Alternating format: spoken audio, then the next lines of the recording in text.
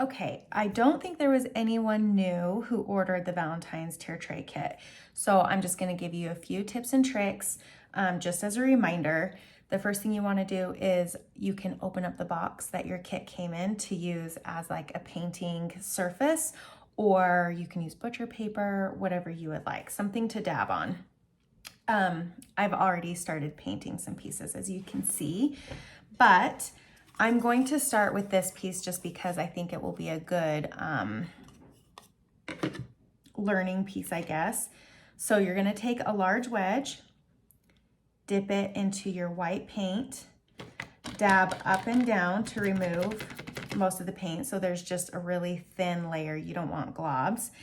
And then this cutout that says love, you are going to be pasting your letters on top of that. So this is just an etching. However, delivering lots of to you, nothing goes on top of that. So you don't want paint to get inside those letters.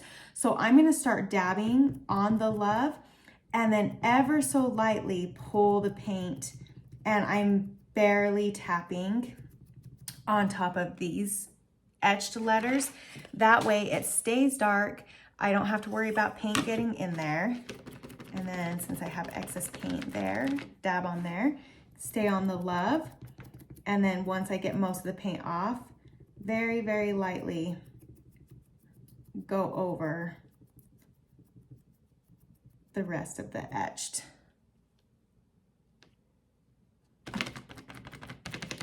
Lots of dabbing. Turn on Netflix. And relax, so you don't have to really think about it. And with this piece, since I know there's a frame that's gonna go over it, I'm not gonna worry about hitting the very edges. I mean, I wanna get pretty close because I don't wanna have to have any empty spaces, but you don't have to worry about getting every single detail. Now, let's say you do get paint inside the etching on accident. I sent you with a toothpick, and all you have to do while the paint is still wet is drag through. You're gonna wanna do that with the envelopes as well, because this etching, it's only a single line, so it's not quite as deep. You'll probably get some paint in. So once you dab over, since this is a smaller piece, you can paint the whole envelope, and then you're just gonna take your toothpick and just follow those lines, and it's gonna take the paint right out. So once this piece is dry, I paint my tier trays by color. You can paint them by color, you can paint them by piece, whatever is easiest for you. If you go piece by piece, just make sure that you wrap up your wedge so that it doesn't dry out in between. So just look at the picture. You can blow it up on Facebook if that's easier, and pick out all the pieces that are white. But what I wanted to show you is I sent you with 2 pieces of sandpaper. The smaller one, if you feel them, you can probably tell the difference, but the smaller one is a finer grit. So that's more of a smoothing sandpaper. The larger one is going to be for distressing.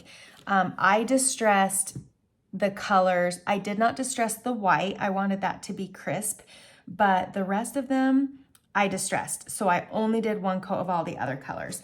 For the white, I did 2 coats. I'm gonna set this one aside because it is still wet. However, I did this one so that I could show you. Once it's completely dry, I'm gonna take the smooth one, the smaller piece, and I'm not gonna press down super hard to sand because I don't necessarily want to remove paint. I just wanna, if you fill your piece, the wood grain has probably raised since you put paint on it. So I just kind of want to smooth that down. So very, very lightly, I'm just going over just to smooth it. It's just going to make the next coat of paint lay really flat. That is the finer grit is a very optional step. You don't have to do it. It will just make it look a lot smoother. It will feel smooth. It's an extra step that makes it look nicer. So I'm going to finish the paint, or the white. I'm giving it 2 coats. Then I'm going to paint my pink and my gray pieces. I'm not going to have you sit through because it's the same steps as painting the white. However, with the pink and the gray, I'm only going to do one coat. I won't be doing two because I want to distress those. And if you do two coats, you're just going to have to do more of an arm workout since you'll be taking off a lot more paint than if you just did one coat. So I don't think there's anything specific with the white. If there's anything that I remember, then I'll hop back on. But other than that, I'm going to do my white, pink, gray, and then I will come back on for the brown since we use the baby white for that color. Okay, I forgot to tell you that another piece that I painted white that might not be as obvious from the pictures is, this is the mailbox cutout. I just painted the bottom half white. Again, totally optional, but when you put that on top, then the hearts will show through as white.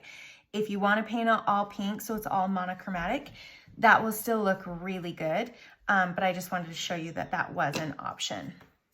Okay, now I only painted one coat for the pink and gray, and now I'm going to show you the brown. The only color that I did for mine, or the only pieces of brown I did for mine were the tires. However, let's paint the tires. Well, actually, no, I'll tell you now.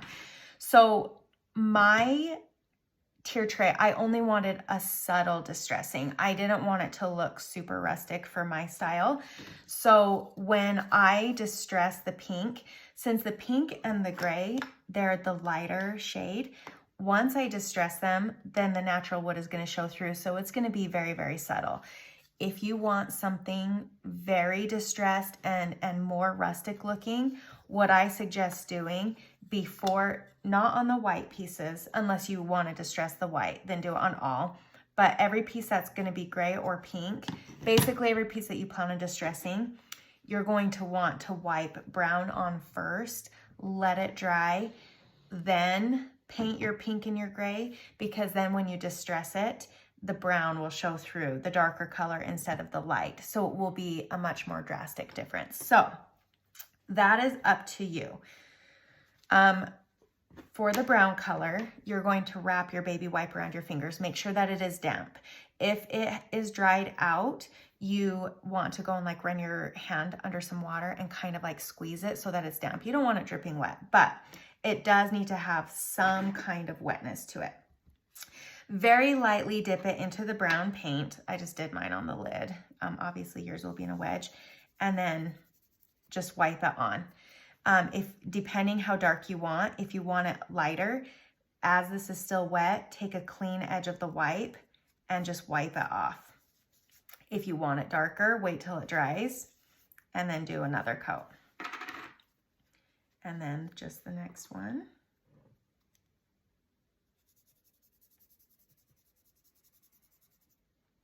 And then you are done with the truck. Or the tires, basically. Okay, I am going to press pause, and I'm going to go and cut some string so I can show you how to do your tassel, and I will come on here and put every piece together on camera just in case you have questions on where pieces go. Okay, once all of your pieces are completely dry, it's time to put them together. I'm going to go ahead and show you the garland first, just in case you know how to do everything else, then you can skip the rest. So all you're going to need is the heart piece, and then the garland bag came with 3 pieces of string. So I'm going to set those aside real quick. I'm going to take the rough sandpaper, and I'm just going to distress it around the edges. I'm not pushing too hard because I don't want a ton of paint coming up. But just around the edges, I'd like it to look a little worn. Okay. Then when you're happy with that, to make your tassel, you are going to take the biggest chunk of string. It's 9 feet long, so be careful when you're unraveling it so you don't knot it. And then take one end And I open my palm like this just because I have smaller hands. And then I'm going to put the end of the string at the bottom of my palm. And then I'm going to start circling it around.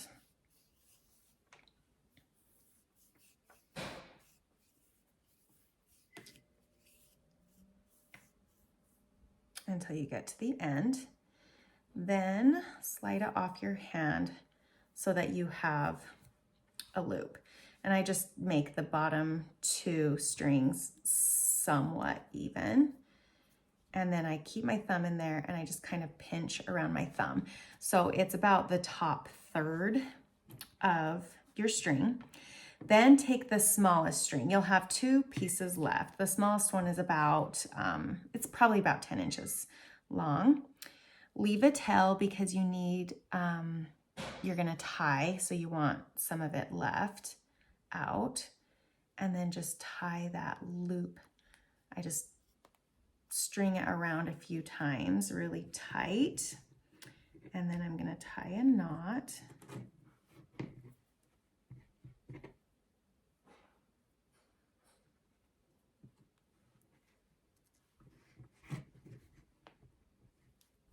And I'm gonna trim those in just a little bit.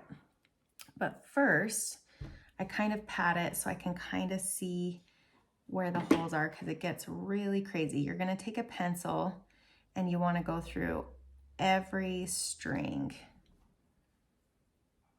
So I'm gonna kind of double check to make sure I caught all of them and I don't have any, any that are left out.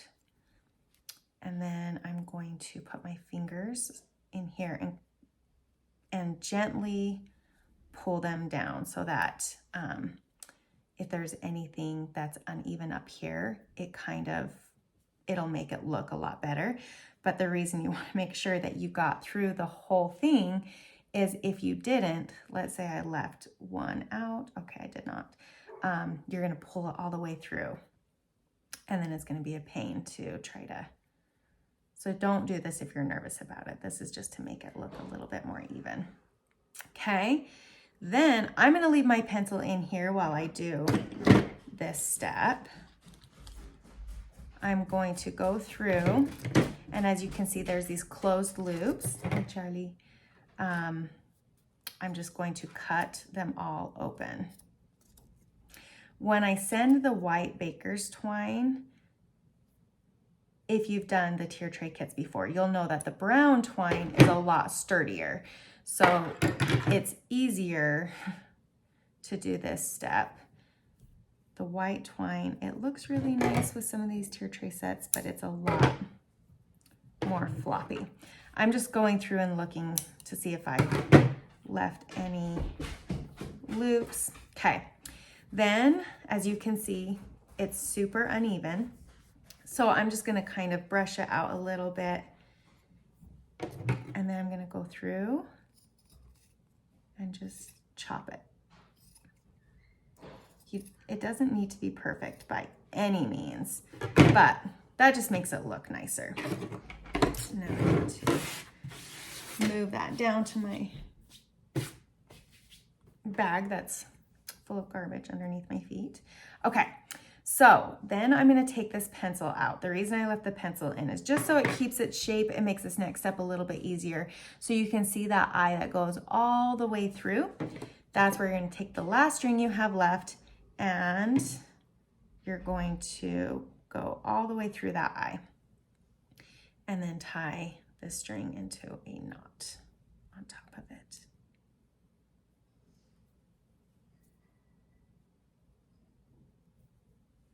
There we go.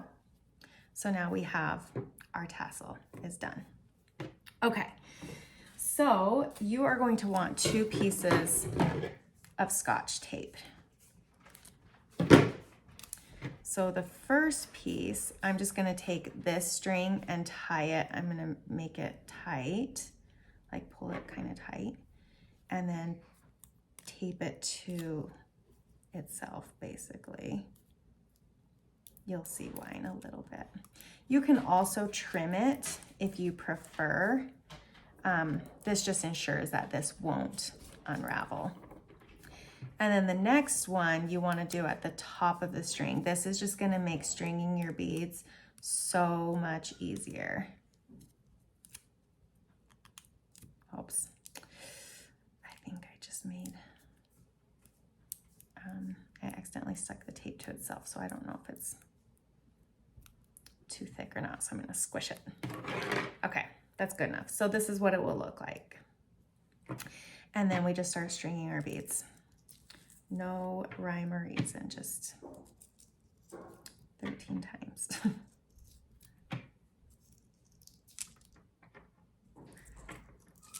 If you didn't tape your string, I'm going to gently guide it over that tape. Your string is going to fray and you're going to have a really hard time getting these beads on. If you used a really small piece of tape and it's hard to, you can always kind of put it through and then get a set of tweezers and grab the tape and pull it through that way.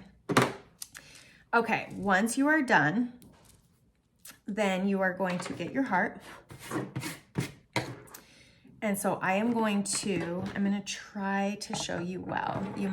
If you can't see well on here, if the lighting isn't great, I have a lot of other videos for tassels, so you can always ask and I can show you those, and maybe those ones will be clearer. But I'm going to push my beads towards my tassel, so firmly but gently also, just because you don't want these big, huge gaps. If you have these gaps, that's how it's going to look when you're done tying it. So press your beads down towards your tassel, and then I'm going to put my string from back through the front, and I'm going to bring it close to the beads, so it's pretty firm. Then I'm going to take this end, I'm going to go back behind this string right here that is in front of the bead. You don't want to go behind the bead. So I'm going to take this behind this string, and then it creates this loop right here. You just want to go through that loop and pull it tight. And then repeat that motion so that it creates a knot that will stay. So go behind that string. I'm trying to keep my fingers out so you can see. Creates that loop and pull the end through the loop, and just make sure that that knot is tight. And then if you're, you can either trim right there. Don't trim clear up to the knot, otherwise it will probably unravel. So you can either trim so a little piece sticks out, or what I do is I just put my string up through like 4 or 5 beads, or you can just go till it ends, and then trim it after a few beads, or just if you don't have too much, then you can just finish. I'll trim it right there just so there's not a huge piece of tape sticking through. There we go. And that is our garland. So that's that for that piece. Okay, let's do our envelope next. I have string everywhere all over my paint covered table. Okay, so most of this envelope is getting covered up by these pieces. So I'm just gonna go ahead and distress just the very ends, just like that, and call that good. Since you've all watched this or have done several kits, you might already have these, you might not.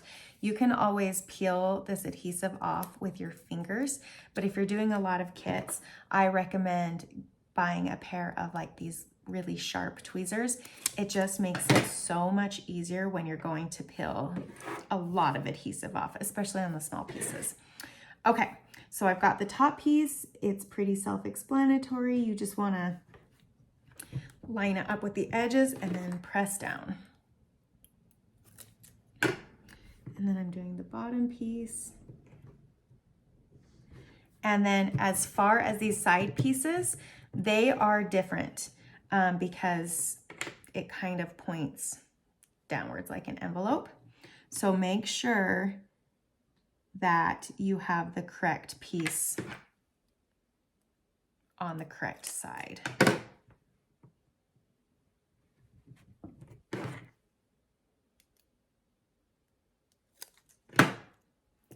And line up with the, line up with the edge. I'm trying to keep my head out of the video so you can see, which makes it so I can't see very well. And then with the hearts, you can really put them anywhere.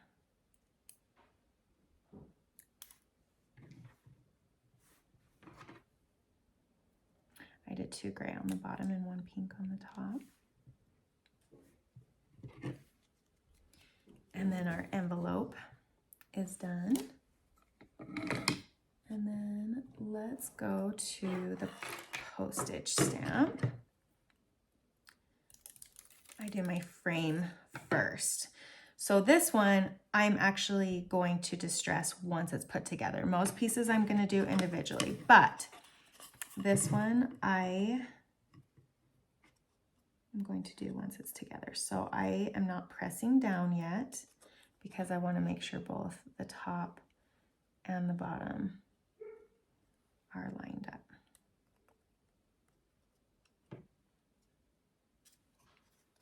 Okay, and then once it is, press down, and then I'm going to distress. I'm just going to distress the ends.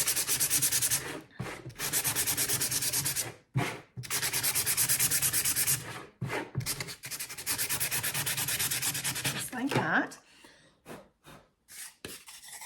and then dust it off so you don't have any dust on the back part.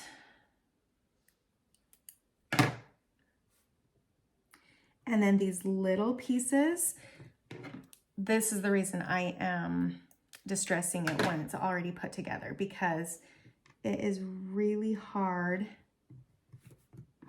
to distress the little tiny pieces unless it has something solid that it's stuck to. You can do it because there's some pieces in some of my other kits where you need to, and I have a technique for that, but it's easier if it's already stuck. I'm going to go ahead and use my tweezers to place this little heart down. Okay. Once it's stuck, I'm just going to gently, just because they are still somewhat fragile, I'm just going to gently distress the letters, mainly pressing on the edges because that's where it would distress if it was actually doing that or getting beat up a little bit. Let's do our mailbox. Okay, so I'm going to put down this large piece first because I did not distress my white pieces. So since these 2 bars and the letters are white, I actually don't want them distressed. Oh, I almost forgot to distress the actual mailbox. I'm just going to go around, same thing, just the edges, being careful with these fragile pointy pieces because I don't want them to break off. And then I'm also going to distress around the heart and around the metal slot.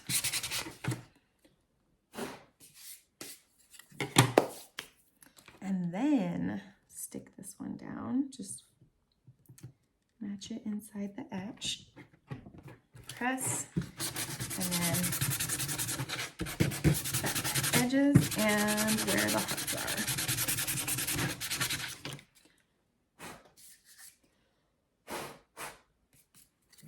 Okay, and now these little tiny letters.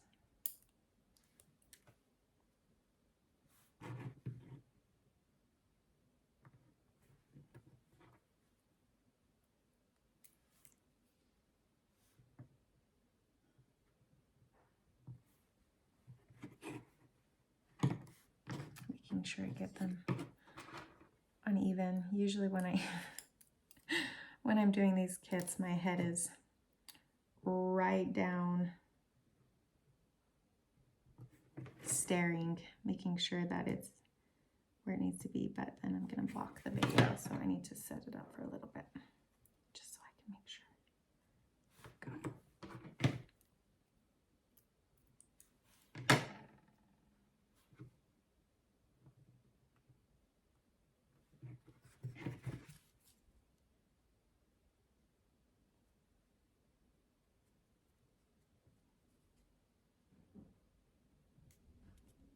Go. And then these bars just go on the top and the bottom, just kind of as accents.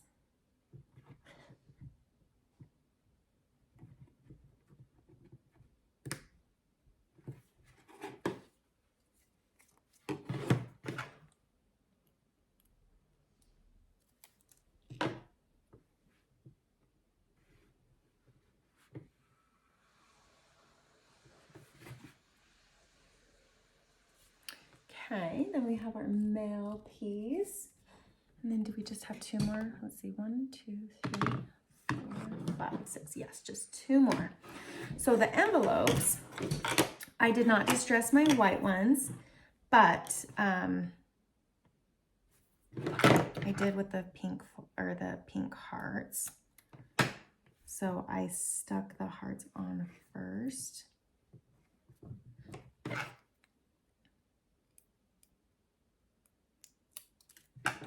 I won't do all these on camera because you get the idea. And then just being careful not to hit the white part of the envelope. And then for these ones, I just went through and distressed just the edges. And then to string the banner, you're just going to go, you can either have the string show, so you're stringing it like that, or have the string go in the back. And same thing, I put tape on the end of the banner. That will make it so much easier to string. Now for the truck. The first thing I do is distress the actual truck, focusing on the ends. Now, if you went through into the step where I mentioned earlier about staining before you painted so that it's more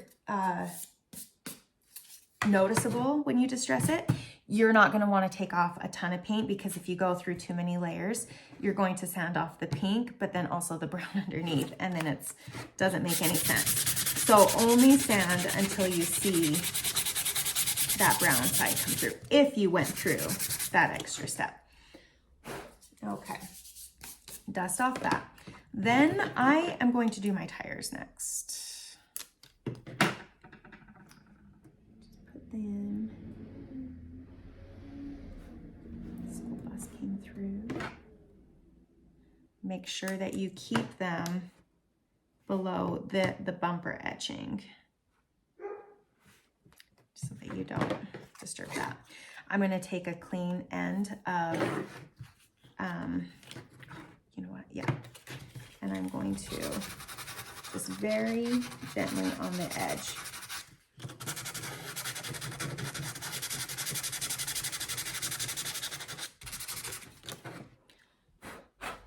And then these rings go on that.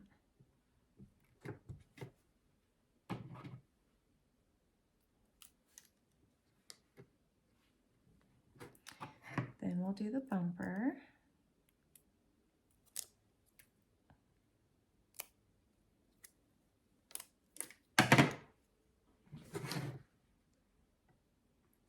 And just match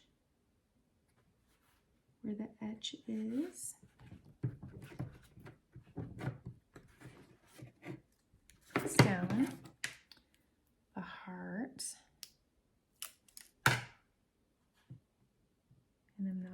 And I'm not distressing those pieces. And then, because I am gonna distress this heart, I'm just gonna do it on its own. It's large enough that it's okay.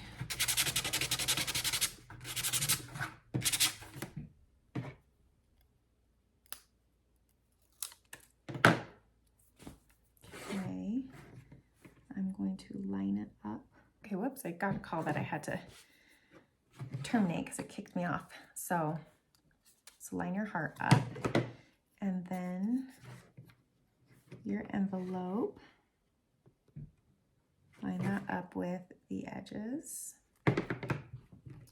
And then the last piece is this little heart. And I'm gonna distress that. And that's it. If you have any questions, please don't hesitate to reach out to me, and I am happy to go over it in more detail or do another video or just explain it. So whatever you need.